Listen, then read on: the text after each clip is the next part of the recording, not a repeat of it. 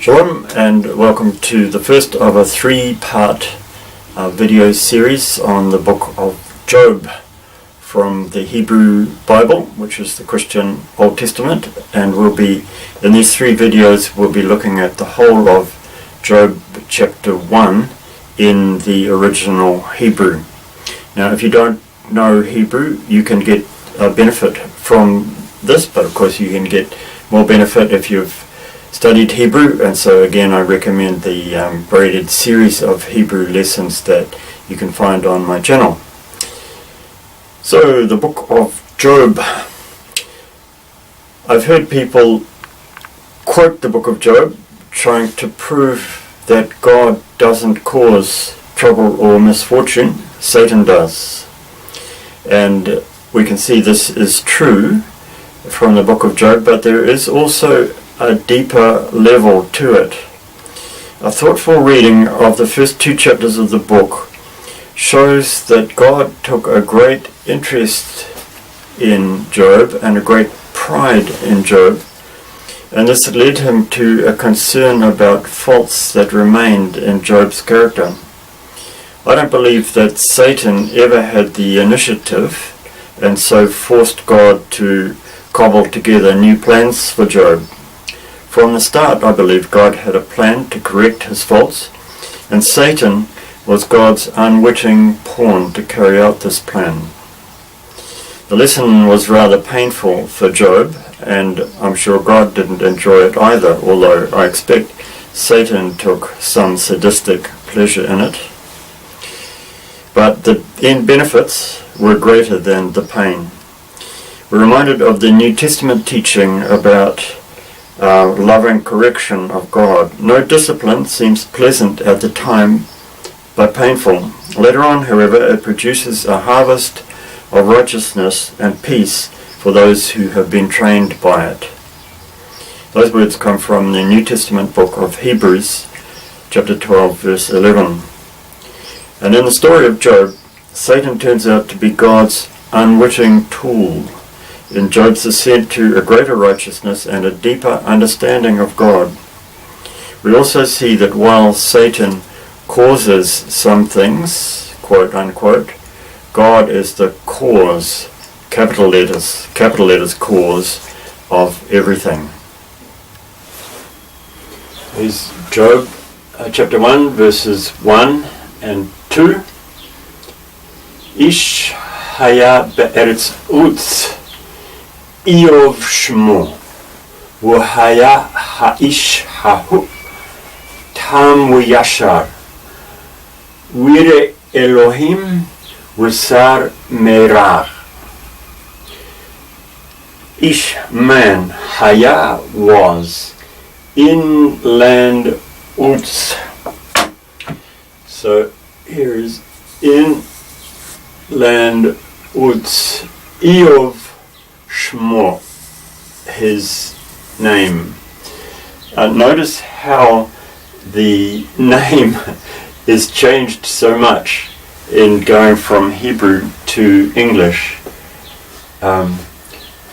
The J originally didn't have the J sound that it has today, but it represented more like a Y.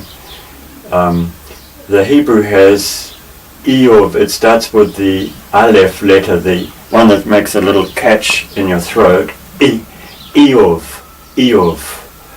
And through a few complicated circumstances, that became spelt with the letter J and now pronounced as Job. And so pretty different from the original Hebrew pronunciation, which is Eov. Notice also the name of the country that he comes from, Uts, and that begins with another consonant that's similar to this one, but a little bit more guttural. Uts. It's interesting too that the name makes a nice little similarity of sound in these two words. Eretz Uts. Yov Shmo. So in English we'd have to say, there was a man in the land, in English we have to supply the land, Yov Shemo, and we would say, and his name was Job.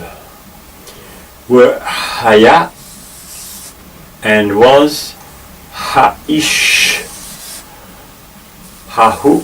So in Hebrew you say the man, that. Tam Yashar.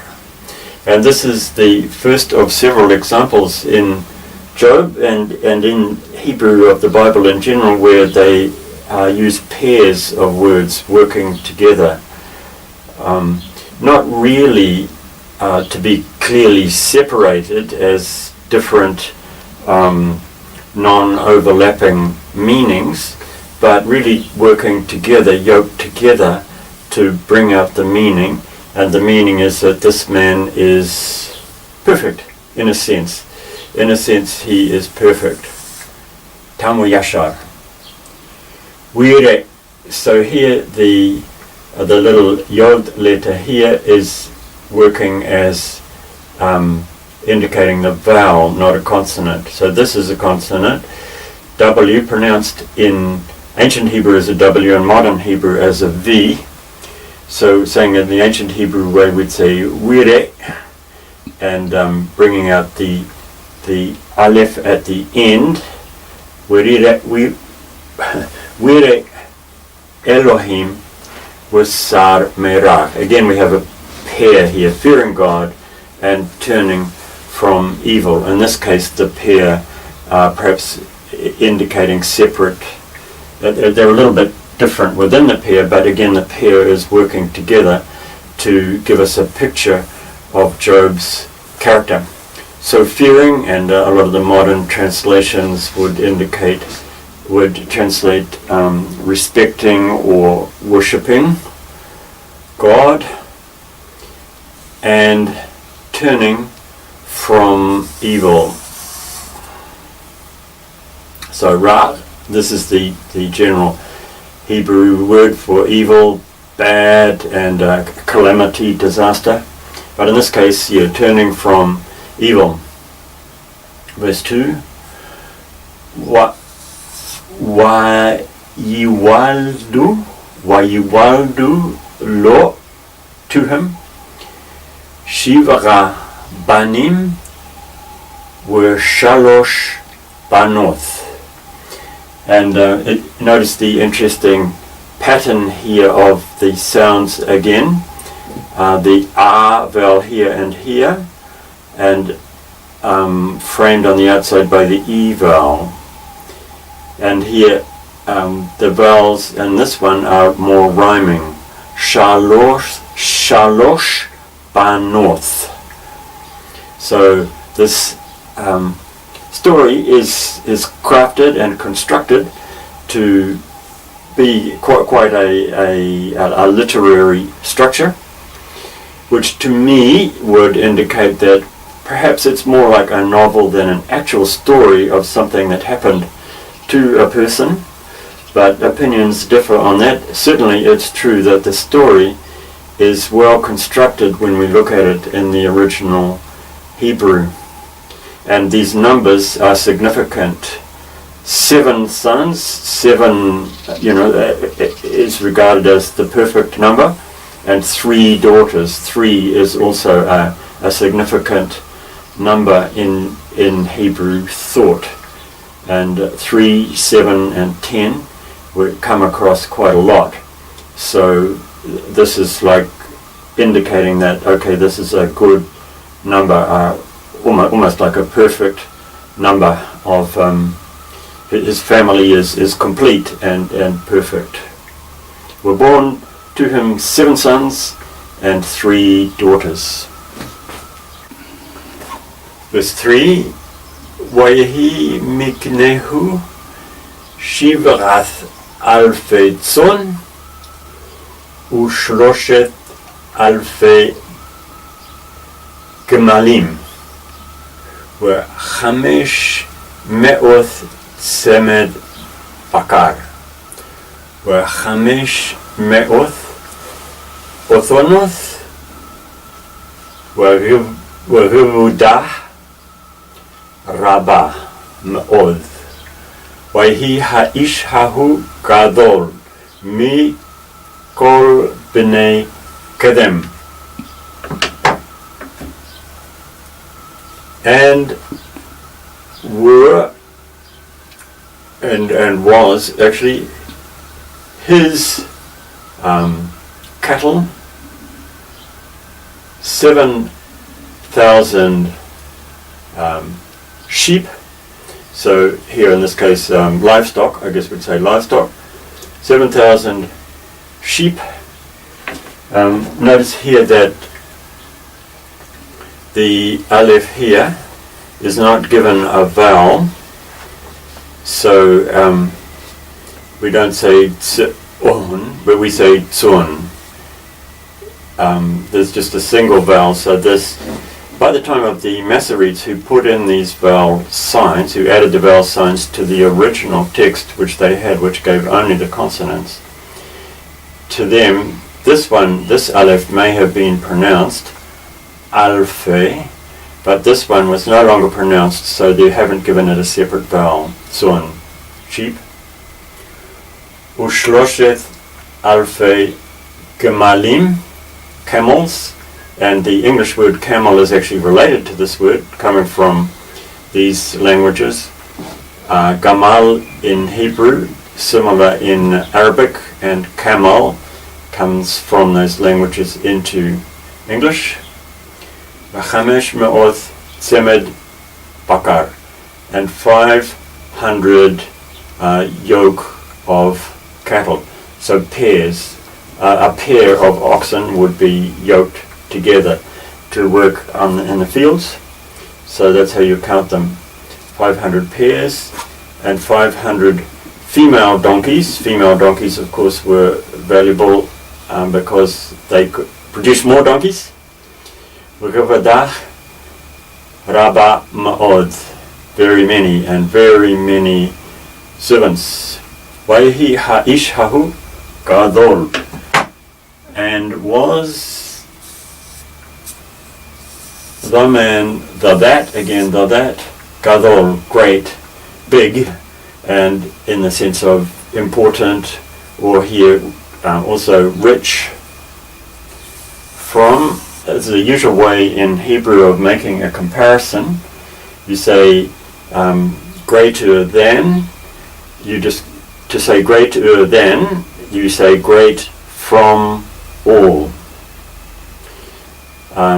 Sons of the east. So there's no actual word of in Hebrew, but it's indicated by joining these words together. So the man was richer, more important than all the people of the east. Verses 4 and 5. V'halchu banau v'rasu mishte beth ish yomo v'shalchu v'kar'u lishlosheth achisehem lechol ulishtech lish ulishtoth himahem.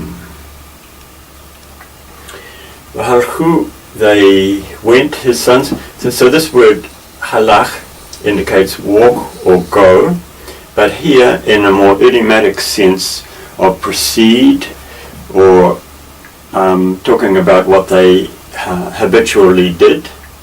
A little bit like in English you might say he went and bought a new something or other. He went and held a feast. Slightly different connotation in English, but here it just means this was their practice. His sons, and they made a feast. Beth ish yamor. Now here's an interesting little point. In the NIV 1984 we read, his sons used to take turns holding feasts, holding So making feasts, holding feasts in their homes, and they would invite, so they sent and they called to their 3 sisters to eat and to drink with them. That's NIV 1984, but this has been slightly changed in the NIV 2011. The sons used to hold feasts in their homes on their birthdays. So they've now concluded that Ish Yomo, each man on his day, indicates his birthday. And they would invite their sisters to eat and drink with them. So that's an interesting change made in the NIV 2011. So they're saying that his day means his birthday. To eat and to drink with them. Wahi ki ikifu yimei hamishte vayishlach Iov vayikadshem vahishtim beboker vaherila goloth mishper kulam.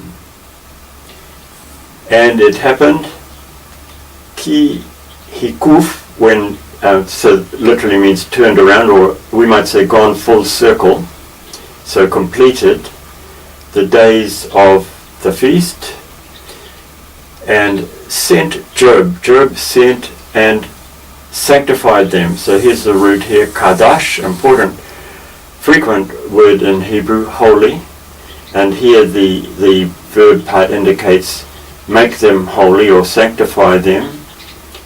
And he rose up early, Shacham rose up early, Beboker, in the morning, and he offered up burnt offerings. So you can see the same root here, ral, meaning up. So here we have it as a verb, offered up, and here it's made into a noun, so it means the offerings that go up when they're burnt, the burnt offerings. Mishpar kulam. When I was first writing this down, I mistook this word, this letter, to be used to mean from, but here when I checked it and I realized it's here used to make a noun. So sefer means to count, and this is making it into a noun, the number.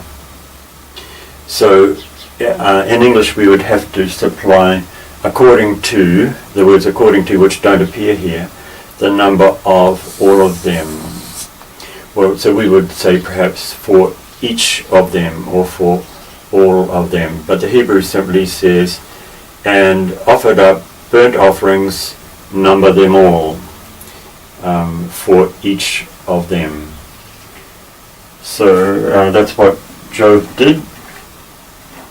This shalach, that's another interesting one. So this shalach literally means sent. Job sent and purified them, rising early in the morning. So this word, again, the first approximation meaning for this word shalach is sent.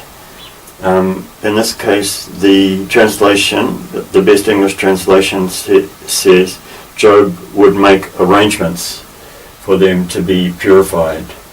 So sent probably means he sent word to his servants to prepare the special sacrifice. And the NIV translates it, make arrangements for them to be purified, which is quite a good translation. Yes, I also have a note here about this word ral. In biblical and modern Hebrew, ma'rela means step. Again, that same root used for step. And in modern Hebrew, ma'alith means a lift or an elevator, like in a building.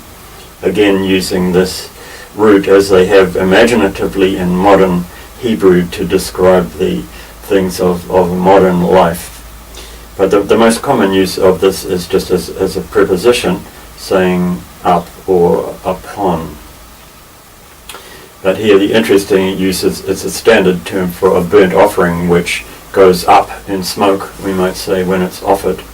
And so Job, very concerned for his children, just in case they'd done anything wrong, got drunk and swore or something, every time he would make arrangements for offerings to be made for each and all of them to purify them.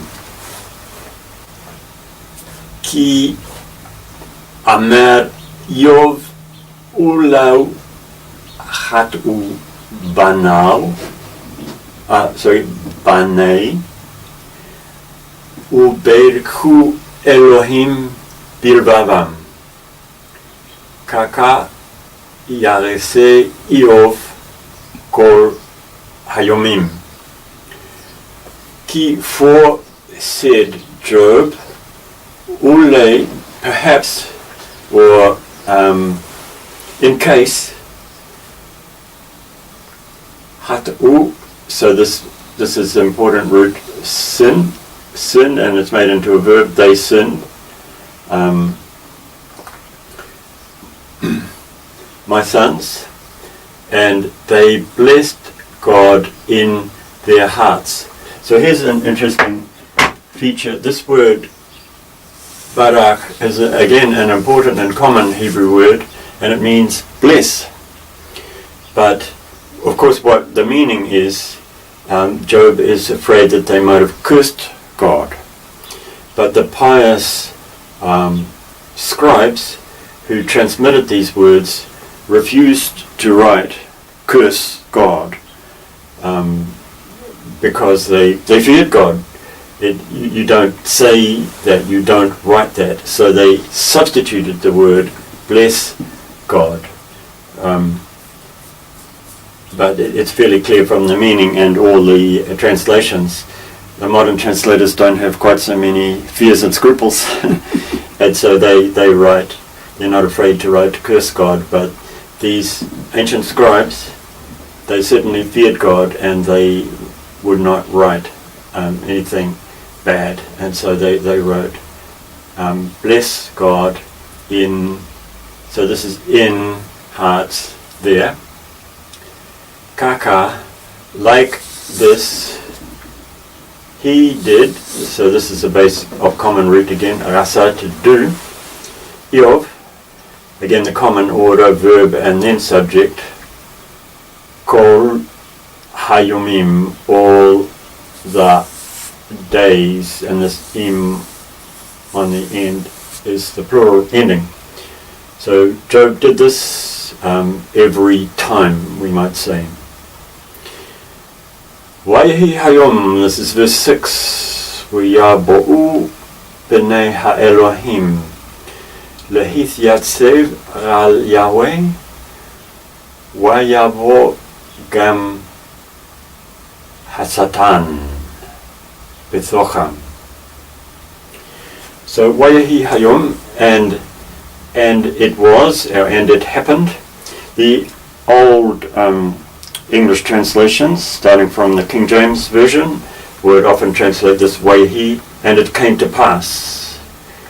Modern versions would translate it in other ways, but this is the Hebrew that's behind that common phrase, familiar to all who have read the King James Bible, and it came to pass.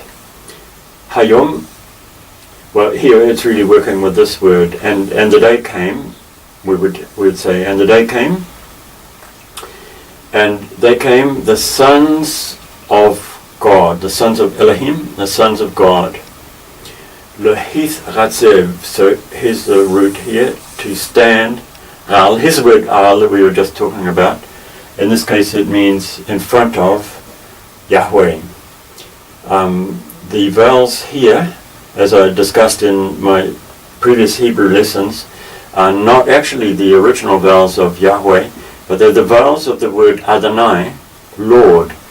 So they were put there by the scribes to remind the reader not to utter the sacred name, but instead to use the word Adonai. So that's behind the tradition in modern versions to use the word Lord. Often it's put in capital letters, and it actually represents Yahweh, the sacred name of God that the pious Jews considered too sacred to utter. And he came, also the enemy, Ha-Satan, and this is where we get the word Satan. So in Hebrew it means the enemy or the adversary or the accuser. In the midst of them, Bethocham. So this actually belongs on both sides.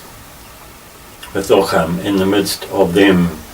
So this is a little note of tension into the narrative. What's going to happen? Satan is got his foot in the door. In fact, he's right there in the lineup. But interestingly, as we see, he can't speak until he's spoken to.